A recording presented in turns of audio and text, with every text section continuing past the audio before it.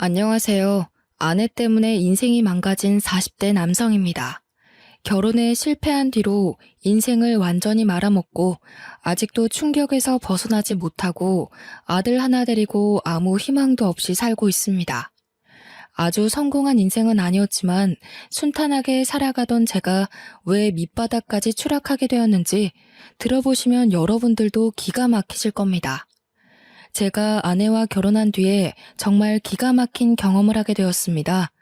아내가 저 몰래 다른 남자에게 시집을 가버렸는데요. 이게 도대체 무슨 말인지 이해가 안 되실 겁니다.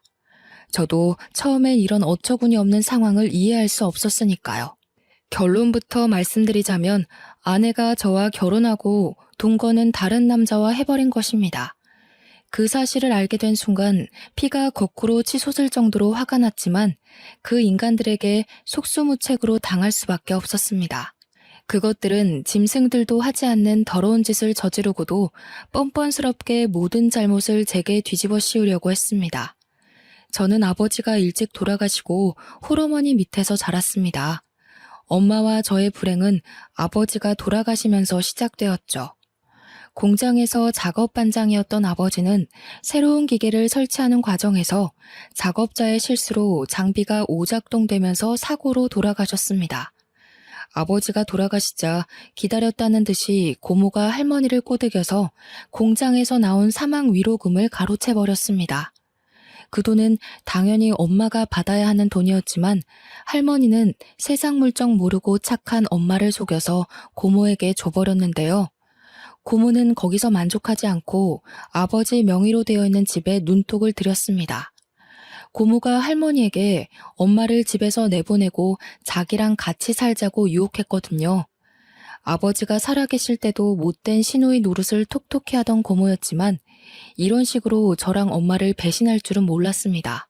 그 전부터 한겨울에 엄마와 제가 자는 방에 보일러만 끄기도 했고 일부러 세탁기를 고장내 산더미 같은 빨래를 손으로 직접 빨게 만들었습니다. 할머니는 그런 모습을 보고 동정하기는커녕 엄마가 힘들다고 울상을 지으면 나가라는 말만 하셨습니다. 그렇게 힘들면 나가야지. 굳이 왜 여기 버티고 서 있어? 아범이 이제 이 세상 사람도 아닌데 너도 더 늦기 전에 경수 데리고 네 갈 길 가라. 하지만 엄마는 나갈 수 없었습니다. 할아버지는 돌아가시기 전에 집을 아버지에게 주셨기 때문에 어떻게든 재산 분배를 하려고 했죠. 땡전 한 푼도 없었기 때문에 어쩔 수 없었습니다. 엄마가 집에서 안 나가고 버티고 있던 그 해에 유독 눈도 많이 내렸습니다. 수십 년 만에 강추위라고 뉴스에 보도되던 때였죠. 지금도 그 추위가 생각날 만큼 엄청 추웠습니다. 그런 한겨울에도 집이 탐이 난다는 이유 하나만으로 고모는 할머니를 앞세워서 엄마와 저를 집에서 쫓아내려고 했습니다. 그럴 때마다 엄마가 나서서 애원하듯 말하였는데요. 어머님, 제가 갈 데가 어디 있다고 나가라고 하시는 거예요. 그냥 어머님 모시고 이 집에서 살게 해주세요. 어머님이 하라는 집안일 묵묵히 잘해오고 있잖아요. 엄마는 이 집에서 나가면 당장 살아갈 날들이 막막하다고 할머니에게 애원했지만 할머니와 고모는 돈에 눈이 멀어서 냉정하게 돌아섰습니다. 우리도 힘들어서 그래요, 힘들어서. 내가 돈 벌어와서 겨우 입에 풀칠하고 있는데 끝까지 이럴 거예요? 이 집에서 살고 싶으면 우리 오빠처럼 돈을 벌어오던가. 돈 벌어올게요. 이 앞에 있는 슈퍼나 식당에서 일할 테니까 제발 나가라는 말은 하지 말아주세요. 그까지 푼돈 벌어오라는 소리 아니에요. 평생 남자 안 만날 거예요? 엄마가 언니 앞날 생각해서 놓아주려고 하는 건 몰라요? 군말 말고 당장 짐 싸서 나가요. 그때 엄마가 법에 대해서 조금만 지식이 있었다면 할머니와 고모에게 맞대응했을 겁니다. 아버지가 돌아가시자마자 집 명의를 자기 앞으로 돌렸을 텐데 중졸의 전업주부로 살아온 엄마는 세상사에 참 무지했습니다. 그저 할머니와 고모에게 빌면서 애원하다가 한겨울에 거리로 쫓겨나 버리고 말았죠. 당장 갈 곳이 없었던 엄마는 외할머니 집으로 갔습니다. 외갓집은 외할아버지가 몸이 불편한 탓에 형편이 좋지 않아서 다른 거처를 알아봤지만 선택의 여지가 없었습니다. 그때부터 엄마는 저를 키우기 위해 닥치는 대로 일을 하기 시작했는데요. 처음에는 친척의 소개로 아파트에서 청소일을 하시다가 도배 일을 하는 사장님의 도움으로 벽지 도배를 배우게 되었습니다. 엄마는 어린 저를 남부럽지 않게 키우려고 열심히 기술을 배우셨고 1년 뒤에 사장님과 같이 도배 일을 하게 되었죠. 2년에서 3년 차에는 인정받는 도배 기술자가 되어서 사장님께서 조금 도와줄 테니 엄마에게 독립하라는 말씀까지 해주셨습니다. 경수 엄마는 내가 보니까 이제 혼자서 일해도 되겠어. 내가 맡은 구역 떼줄 테니 독립해. 먹고 살 걱정은 없을 거야. 과부 사정은 호라비가 안다는 말처럼 없이 사는 사람들은 서로의 처지를 잘 알아주었습니다. 혼자 애를 키우는 엄마를 위해서 사장님이 자기 구역을 기꺼이 내어주고 도와주었습니다. 그렇게 엄마가 독립한 뒤에 돈을 모아서 전세로 집도 마련했고 경제적으로 어느 정도 자리를 잡게 되었죠. 그런데 제가 중학교에 들어간 5년 뒤에 할머니가 고모에게 쫓겨나서 엄마를 찾아오게 되었습니다. 할머니의 말에 따르면 고모가 몰래 집을 팔아버리고 할머니를 자기 집으로 데리고 가서 식모처럼 부렸다고 하는데요. 집을 판 돈도 나누어 주지 않고 자기 혼자서 독차지하더니 할머니가 돈 이야기를 꺼낼 때마다 고모가 화를 내면서 소리를 질렀다고 합니다. 뭐? 돈을 달라고? 엄마, 지금까지 먹여주고 재워준 것만 해도 얼만데 돈을 달라는 거야. 설마 치매라도 걸렸어? 시끄럽게 돈 타령하지 말고 밥이나 차려줘. 그제서야 할머니는 자기밖에 모르는 표독스러운 고모에게 속아서 이용당했다는 사실을 깨달았습니다. 게다가 고모부는 알코올 중독 기질이 있어서 매일 술에 취해 난동을 피워서 집안이 하루도 조용할 날이 없었을 겁니다. 고모와 고모부는 매일 서로 욕을 하면서 싸웠고 가재 도구들도 부서졌거든요. 그날도 고모가 고모부에게 얻어맞았는지 분을 참지 못하고 할머니에게 손찌검까지 했다고 합니다. 고모의 폭력이 날이 갈수록 심해져서 할머니는 그 집에서 더 있다가는 죽을 수도 있겠다는 생각이 들었다고 하죠. 그 길로 도망을 치듯이 빠져나와서 엄마를 찾아왔다고 하는데요. 저는 할머니를 내쫓았으면 했지만 할머니가 울면서 용서를 비니까 마음이 약한 엄마는 할머니를 받아주었습니다. 그렇게 불편한 동거를 몇 년 동안 지속하다가 제가 고등학교를 졸업할 무렵에 할머니가 세상을 떠나셨어요. 엄마는 고모에게 장례식에 오라고 연락을 했지만 고모는 전부 다 무시했습니다. 그래서 저희는 할머니가 돌아가신 뒤로 고모와의 인연을 완전히 끊어버렸어요. 몇 년이 지나 대학에서 경영학을 전공하게 된 저는 전자제품에 들어가는 부품을 만드는 작은 중소기업에서 일하게 되었습니다. 처음에는 영업팀에 발령이 나서 근무를 시작했는데요. 저희 회사 부품을 납품하는 거래처를 관리하는 일이 주 업무였습니다. 사람을 상대하는 일이다 보니 술자리가 아주 잦았죠. 그런데 저는 술을 전혀 마시지 못했습니다. 소주 한 잔만 마셔도 얼굴이 벌겋게 달아올랐고 온몸에 두드러기 같은 발진이 돋아나는 특이 체질이었거든요. 그래서 영업 때문에 가져야 하는 술자리가 언제나 부담이 되었습니다. 거래처의 간부들이 술잔을 따라주려고 하면 사정을 설명하면서 정중하게 거절하는 것도 눈치가 보이는 일이었죠. 그래서 영업팀의 최고 술상무였던 팀장이 나서서 저 대신 술잔을 받기도 하였습니다. 그러다 새로운 납품 회사를 뚫어서 담당자들끼리 인사를 하는 회식 자리를 갖게 되었습니다. 새 거래처의 팀장이 술고래에 융통성이라고는 전혀 없어 보이는 깐깐한 사람이었는데요. 그날도 저한테 술잔을 쥐어주며 술을 강요하기 시작했습니다. 어허, 세상에 술 못 마시는 사람이 어딨어? 그러지 말고 한 잔만 받아. 한 잔 마신다고 죽어?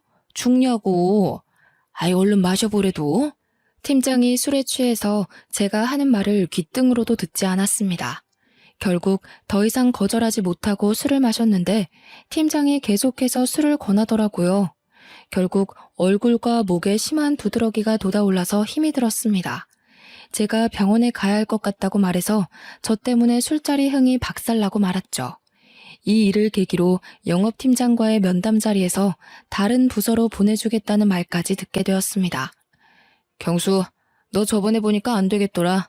우리 부서가 술자리에 꼭 참석해야 하는데 술을 못 먹으니까 영 분위기가 안 잡히더라. 너도 힘들었지? 적성에 안 맞는 것 같으니까 적당한 부서로 옮겨줄게. 여기서 거절하고 버티고 있을 수 없어서 우선 알겠다고 했는데요. 얼마 후에 회사의 회계를 맡은 부서로 발령을 받게 되었습니다. 늘 숫자와 씨름해야 하는 머리 아픈 업무였죠. 면접 볼 때 회계 공부를 한 적이 있다고 말한 걸 기억하고 있었는지 비전공자인 저보고 직접 부딪히면서 일해보라고 하더군요. 중소기업은 다 똑같은 것 같습니다. 사람이 안 구해지는 것 같으니까 아무 인력이나 집어넣어보고 아님 말고 식이었는데요. 다행히 회계 공부에 흥미가 있었던 저는 공부를 하면서 회사를 다녔습니다. 회계사 일은 아니었지만 회계 업무를 보조하는 일이라 가능한 일이었습니다. 그러다 저희 회사와 계약을 한 회계사가 건강이 안 좋아져서 그만두었고 대신 다른 젊은 여성 회계사가 배치되었습니다. 분기 결산이나 회계 감사를 하는 때가 되면 소연 씨라는 여성 회계사와 제가 밤을 새가면서 장부를 맞춰보고 회계 보고서를 만들었죠. 그렇게 사이가 친해지다 보니 소연 씨가 다른 회계사들과 참 다르다는 느낌을 받았습니다. 전임 회계사는 모든 업무를 제게 떠넘기고 자기는 형식적으로 검토만 하고 사인했거든요. 그러다가 문제가 생기면 책임을 전부 제게 떠넘겼습니다. 하지만 소연 씨는 엄청난 양의 회계 관련 문서들을 같이 검토했고 의문점이 생기면 제게 물어보면서 보고서를 만들었습니다. 저는 저보다 좋은 대학을 나오고 똑똑하지만 한편으로 검소한 소연 씨가 마음에 들었습니다. 제가 마음의 문을 여니 소연 씨와 업무 외에 사적인 대화도 하게 되었는데요. 소연 씨에게 왜 30이 되도록 사귀는 남자가 없는지 궁금하다고 물으니까 분위기가 이상해지더라고요. 소연 씨는 사귀는 사람 없어요? 남자라면 누구나 소연 씨를 좋아할 텐데 왜 아직 싱글로 남아있는지 모르겠네. 예전에 결혼을 약속한 사람이 있었는데 사고가 있었어요. 지금은 이 세상 사람이 아니에요. 소연 씨에게는 대학 시절부터 사귀던 애인이 있었는데 사고로 세상을 떠난 것 같더군요. 대학교 1학년 때부터 같은 과 선배와 사귀면서 결혼을 약속했었다고 합니다. 그런데 결혼식 한 달을 남겨두고 등산에 갔다가 사고를 당해 허망하게 죽었다고 하네요. 그 말을 해주면서 소연 씨의 낯빛이 무척이나 어두워졌습니다. 그 뒤로 남자를 만난 적도 없고 열심히 일만 하면서 살아왔네요. 이제 더 이상 누굴 만날 자신이 없어요. 상처받을까봐 무섭기도 하고. 아니에요, 소연 씨. 굳이 결혼은 안 하더라도 연애는 해야죠. 소연 씨라면 좋은 사람 만날 수 있을 거예요. 저는 이미 소연 씨에게 호감이 있는 상태라서 오히려 트라우마를 보듬고 치유해주고 싶었습니다. 제가 그 후로 적극적으로 저녁 먹자고 하고 주말에도 만나자고 하니까 조금씩 호감을 보이면서 닫혀있던 마음의 문을 열기 시작했습니다. 그렇게 몇 달이 지났을까요? 정식으로 교제를 시작하면서 큰 문제가 생기기 시작했습니다. 소연이 부모님이 대학 교수이셨거든요. 게다가 소연이가 외동딸이라서 저를 엄청 안 좋아하셨습니다. 하긴 대학 교수 집안이 아니더라도 별 볼 일 없는 저를 사윗감으로 못마땅하게 생각하는 건 당연한 일이었죠. 하지만 소연이는 끝까지 저를 포기하지 않고 시댁으로 끌고 가 결혼을 전제로 만나는 걸 허락받으려고 하였습니다. 그런데 장모님께서 소리를 지르면서 반대하셨는데요. 아버지도 없고 직업도 변변치 않은 놈이 뭐가 좋다고 결혼을 하겠다는 거냐? 절대 안 돼. 내가 아주 괜찮은 신랑감 골라줄 테니까 당장 헤어져. 장모님께서 자기 눈에 흙이 들어가기 전까지 절대 결혼을 허락할 수 없다고 폭언을 내뱉으셨습니다. 서로에 대한 사랑 하나로 인연을 버텨왔지만 장모님께서 저랑 헤어지지 않으면 호적에서 파버리고 의절하겠다는 경고를 하셔서 저희 사이도 멀어졌죠. 그날 이후로 연락이 뜸했다가 수연이가 먼저 연락해서 헤어지자고 하였습니다. 우리 이제 그만 정리해야 할 것 같아. 이렇게 부모님이 반대하는데 결혼하면 불행할 거야. 그러니까 오빠도 더 이상 나 만나려고 하지 말고 좋은 사람 만나. 예견했던 일이었습니다. 수연이가 눈물을 흘리면서 말하길래 가만히 고개를 끄덕이다가 등을 돌렸죠. 어차피 소연이와 저는 어울리지 않았습니다. 몇 달 뒤에 집안 배경이 좋은 변호사를 만나 결혼했다는 소식을 들으니까 저랑 어울리지 않는 여자였다는 생각이 더욱더 강력하게 들더군요. 소연이는 당연히 회사 사람들에게 결혼 소식을 알리고 퇴사하였습니다. 실연을 당한 게 티가 났는지 자꾸만 실수를 하자 회계팀장이 제게 면담을 하자고 하였습니다. 그리고 제게 생각을 정리할 시간이 필요해 보인다고 했죠. 그래, 너도 소연 씨 그만둔 거 알고 있지? 지금 일이 손에 안 잡힐 거야.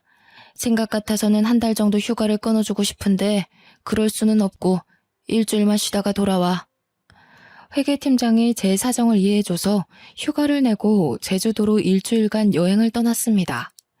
제주도에 도착해서 숙소에 짐을 풀고 근처 식당으로 들어갔는데요. 서빙을 하던 여성이 저를 보고 환하게 웃어주더라고요. 안녕하세요. 딱 보니까 이 동네 사람은 아닌 것 같은데 저희 식당 처음 오셨어요? 네, 이제 막 제주도에 도착했는데 여기는 뭐가 맛있나요? 전부 다 맛있지만 흑돼지 백반이 최고 인기 메뉴예요. 그걸로 드릴까요? 네, 그걸로 주세요. 서빙을 하던 여성이 추천해주던 대로 제주도 흑돼지 백반을 시켰는데 양이 정말 푸짐하고 맛도 좋더라고요. 고기가 입에서 살살 녹았고 감칠맛이 났습니다. 다음에도 또 오고 싶다는 생각을 하고 있는데 서빙을 하던 여성이 갑자기 말을 걸어왔죠. 혼자서 여행 오셨나 봐요? 예, 머리 좀 식히려고 혼자 왔어요. 얼마나 계시다 갈 건가요? 일주일 정도 머물 겁니다. 여행 계획은 잡으셨어요? 아니요, 그냥 아무 생각 없이 훌쩍 떠난 거라 계획은 없어요. 그럼 제가 가이드 해드릴까요? 예? 갑자기요? 오늘 처음 본 손님의 여행 가이드를 해주겠다고 나서니까 당황스럽더군요. 솔직히 그때는 혼자 있고 싶었지만 힘들고 지쳐 보여서 가이드 해주고 싶다는 말을 듣고 마음이 흔들렸습니다. 저야 가이드 해주시면 좋죠. 그런데 여기서 일하셔야 하는 거 아니에요? 이 식당 제 아버지 거예요. 틈날 때마다 도와드리고 있어서 자리 비워도 괜찮아요. 잠깐만요. 아버지께 물어보고 올게요. 그러면서 카운터에 앉아있던 남자에게 다가가서 뭐라 말을 하고 있었습니다. 사장으로 보이는 남자가 저를 굳은 표정으로 쳐다보더니 고개를 젓고 있더라고요. 그랬더니 서빙을 해주던 여자의 목소리가 조금 커졌습니다. 아니 아빠, 도대체 왜 안 된다는 거야? 이번에 알바 구해줬다며. 일 안 도와줘도 되니까 집에 있어. 내가 도대체 몇 번을 말해줘야 돼? 외지 남자는 만나지 말라고 했잖아. 그냥 혼자 온 분 가이드 해드리는 거야. 다른 뜻은 없어. 저는 괜찮다고 말하려고 하는데 여성분이 고집을 피우자 아버지도 알겠다고 하더군요. 그 말을 듣자마자 신이 난 여성분이 당장 내일부터 같이 다니자고 말하였습니다. 숙소가 어디예요? 내일 아침에 제가 차 가지고 갈게요. 이렇게까지 좋아하다니 이 여자가 저한테 호감이 있는 건 아닐까 하는 생각이 들었습니다. 저는 여성분 이름도 모른 채 내일 만날 약속을 잡게 되었습니다. 다음날 아침이 돼서야 여성분이 승혜라는 이름을 알려주었습니다. 저보다 어려서 그런지 참 활발하고 적극적인 여성이었습니다. 승혜가 일주일간의 여행 일정을 대신 짜주었거든요. 원래는 아무 계획도 없이 바닷가를 찾아가서 하염없이 멍이나 때리다가 올라갈 생각이었는데 승혜 덕분에 연예인 못지않은 빡빡한 일정 속에서 움직이게 되었죠. 저는 제주 토박이인 승혜를 따라 유명 관광지를 다니게 되었어요. 제주도를 돌아다니면서 알게 된 건데 승혜는 지금까지 제주도 밖으로는 나가본 적이 없다고 하더라고요. 결혼은 꼭 외지 남자와 할 거라고 하길래 농담 삼아서 한마디 던져보았습니다. 설마 나랑 하려고 그러는 거 아니지? 사실 갑자기 가이드 해주겠다고 나서서 놀랬어. 나는 좋은데 당장 식 올리자. 나 오빠 보자마자 완전 반했잖아. 오빠 진짜 잘생긴 거 알고 있지? 그게 무슨 소리야? 장난으로 말하는 거지? 승희가 제 말을 듣고 까르륵 웃기만 하고 더 이상 말을 안 하더군요. 농담인 것처럼 툭 던져보았지만 승혜는 저를 좋아하는 눈치였습니다. 또래 여자들이랑 다르게 20대 초반 여자애처럼 솔직하게 말하고 부끄러워하는 모습이 새롭게 다가왔죠. 저도 그래서 승혜에게 마음이 끌리고 있었습니다. 제가 그동안 조용하고 성숙한 여자들만 사귀었었는데 수다쟁이처럼 말이 많으면서도 애교도 많은 승혜를 보니 또 다른 느낌이었거든요. 그렇게 저희들은 같이 여행을 다니다가 자연스럽게 서울에서도 계속 연락하자는 말을 나누었습니다. 고백만 안 했지 연인처럼 손도 잡고 질투도 하는 사이가 된 거죠. 오빠, 이제 경기도 올라가는 거야? 나도 2달 뒤 오빠 보러 갈게. 그때 나 모른 척하면 가만 안 둔다. 내가 그럴 리 있겠어. 너만 기다리고 있을게. 꼭 와야 해. 이렇게 서로 만나자는 약속을 하고 여행을 마치고 일상으로 돌아갔습니다. 2달 뒤에 진짜로 승혜가 와서 같이 서울로 나들이를 갔는데요. 내년에 30이 되는 나이인데도 승혜는 서울을 처음 와본다고 했습니다. 그래서 이번에는 제가 승혜의 여행 가이드가 되어주었죠. 승혜가 가고 싶다는 백화점에 들려서 쇼핑도 하고 놀이동산에서 즐겁게 놀다가 명동과 번화가 구경을 했습니다. 승혜가 그렇게 사흘을 머물다가 내려갔습니다. 그때부터 승혜와 저는 경기도와 제주도를 오가면서 연애를 하게 되었습니다. 지역 특성상 자주 내려가 보지는 못했지만 전화 통화를 자주 해서 애틋했죠. 한 달에 한 번 월차를 아꼈다가 주말 전날에 월차를 써서 제주도에 가서 3, 4일 정도 머물다가 오곤 했습니다. 저희가 그런 식으로 장거리 원정 연애를 한 지 6개월이 지났을 때 승혜에게 결혼하자는 청혼을 하였습니다. 너무 섣부른 판단 같았지만 저는 승혜와 같이 살고 싶었으니까요. 그리고 나이도 있어서 결혼을 더 이상 미루면 안 됐습니다. 다행히 승혜가 제 프로포즈를 받아주었습니다. 장인어른과 장모님께 정식으로 인사를 드리러 갔는데 장인어른의 표정이 진짜 어두워 보였습니다. 제가 잔뜩 긴장한 얼굴로 결혼을 허락해달라고 말씀드리니 느낌이 싸한 말을 해주셨습니다. 이왕 이렇게 됐으니 어쩔 수 없지. 잘 살도록 해라. 왜 그러냐고 꼬치꼬치 캐물을 수도 없어서 감사하다고 하고 넘어갔죠. 마음에는 안 들지만 하는 수 없이 사위로 맞아준다는 분위기라서 기분이 썩 좋지는 않았습니다. 승혜와 저는 결혼 후에 제가 마련해둔 경기도의 신혼집에서 살게 되었는데요. 이상하게 아내가 결혼 초부터 제주도에 자주 내려가기 시작했습니다. 물론 처가와 친구들이 모두 제주도에 있으니 일이 있을 때마다 내려가는 건 당연한 일이었지만 아내가 한 달에 몇 번씩 제주도에 내려가니까 이상하더군요.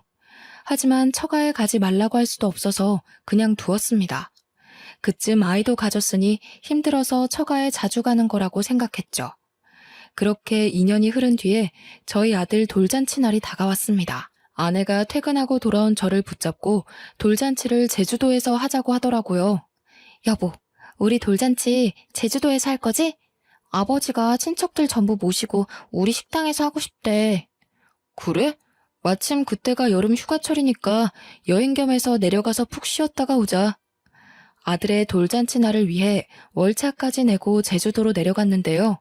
그날 아내의 동네 친구라는 남자를 만나게 되었습니다. 여보, 인사해. 어릴 때부터 같이 자란 동네 오빠야. 처음 뵙겠습니다. 장수철이라고 합니다. 예, 반갑습니다.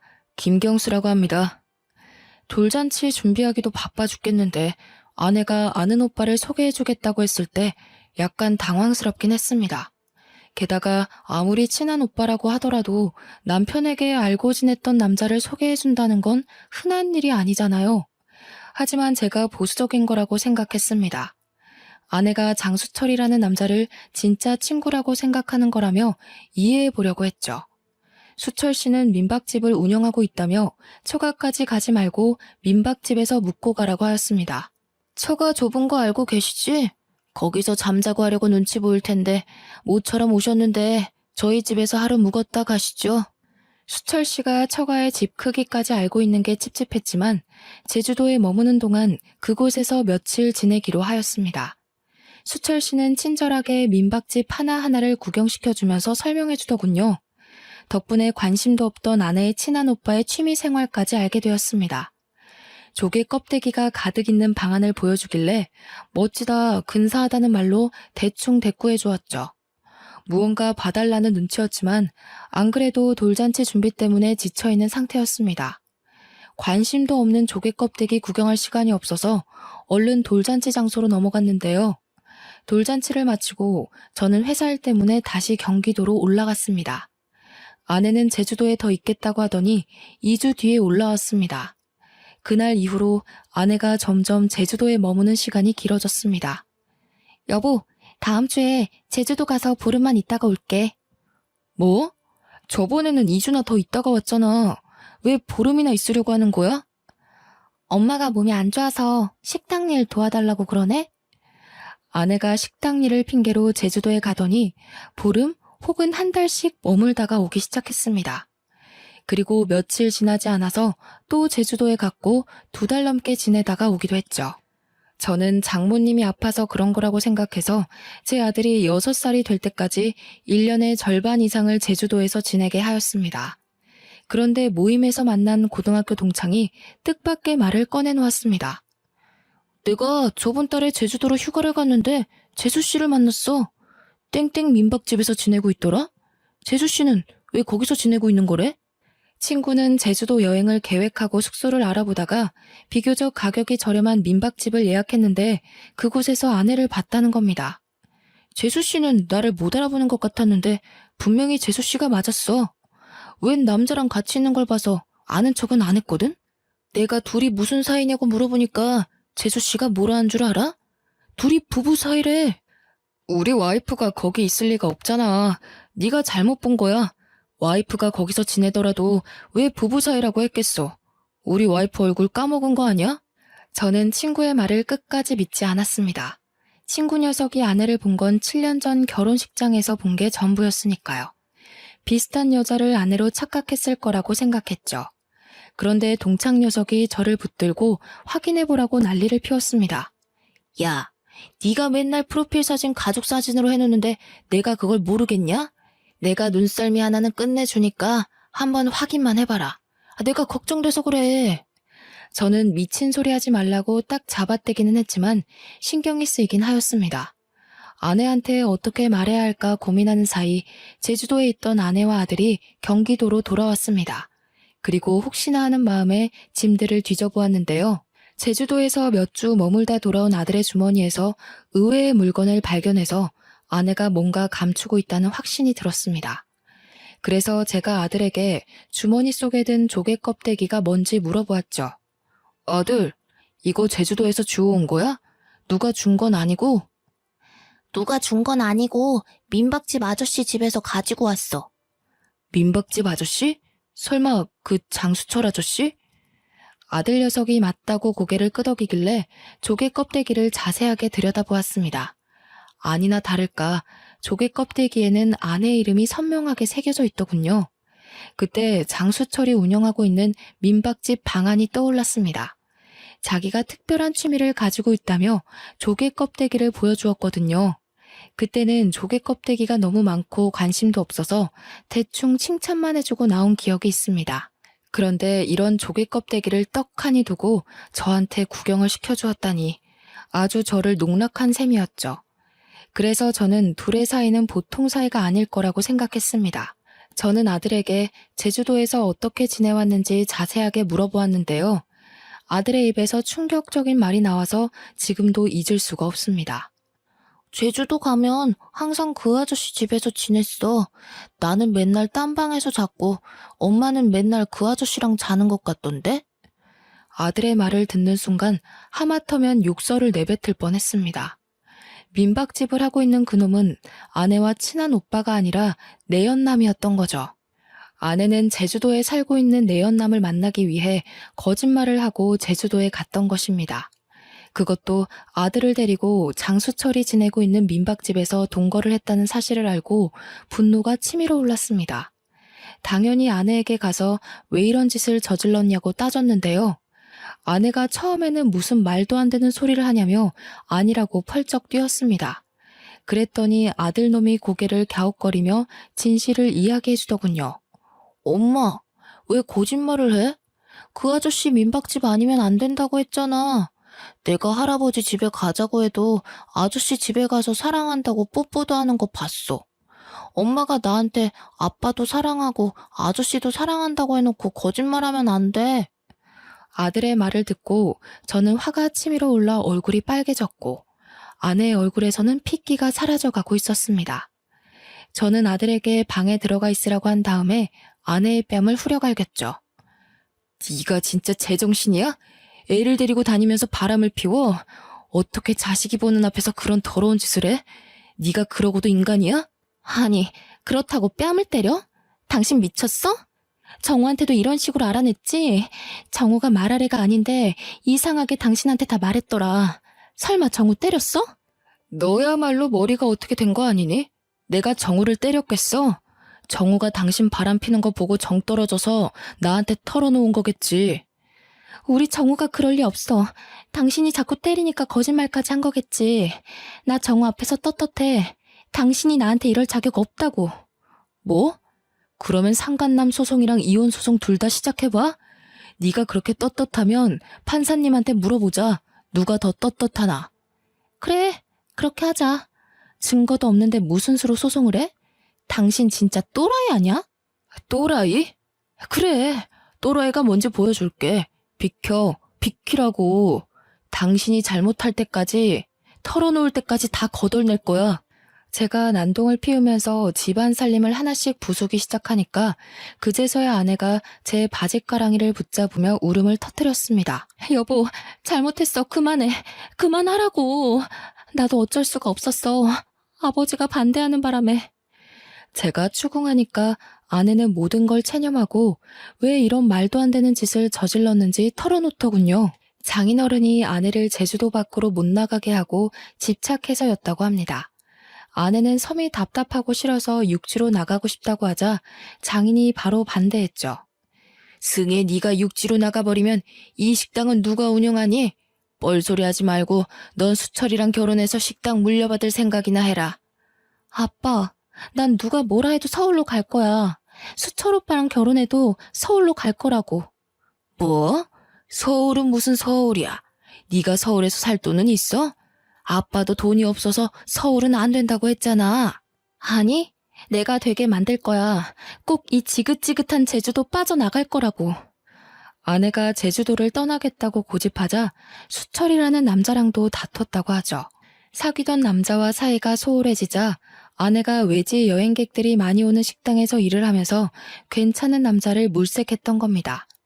제주도를 떠나고 싶어하는 아내의 속셈을 잘 알고 있던 장인은 저와 결혼하겠다고 했을 때 못마땅하게 생각했던 것인데요.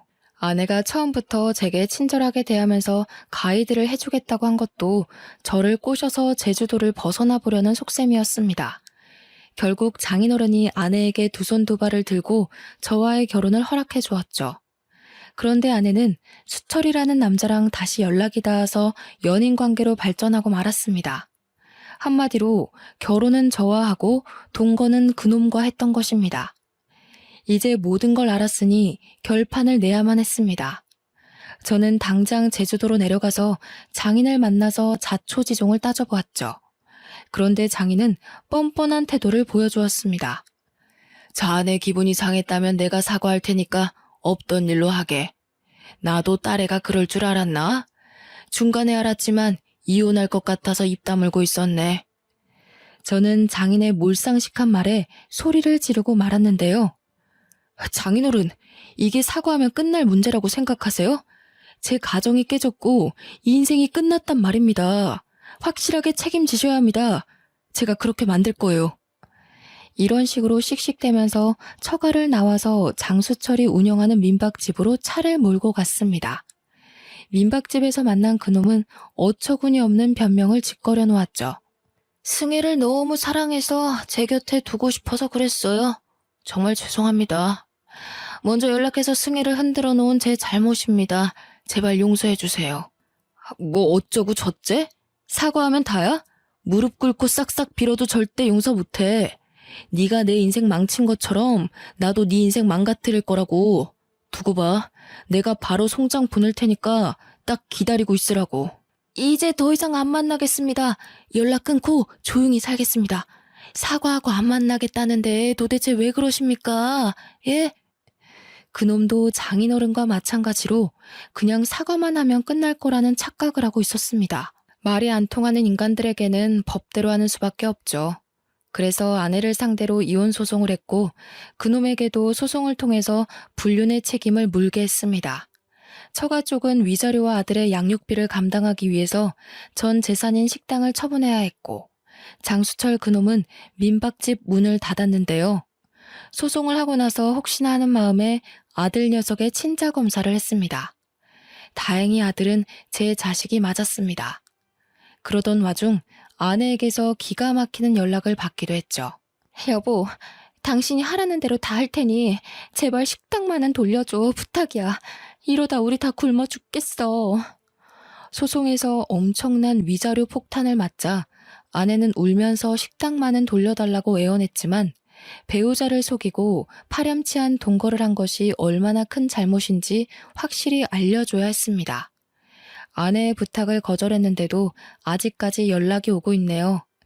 아들 녀석 때문에 차단할 수도 없고 날이 갈수록 힘이 듭니다. 여러분도 아시겠지만 불륜이란 얄팍한 핑계를 둘러댄다고 용서받을 수 있는 잘못이 아닙니다. 함께 가정을 꾸리고 살을 맞대고 살아온 배우자를 배신하고 가정을 파탄내는 건 배우자의 남은 인생을 완전히 망가뜨리는 참담한 잘못이죠. 여러분들은 제 아내처럼 실수하지 마시고 배우자의 입장에서 생각하고 판단하는 지혜로 하루하루를 살아가시길 바랍니다. 여기까지 읽어주셔서 감사합니다.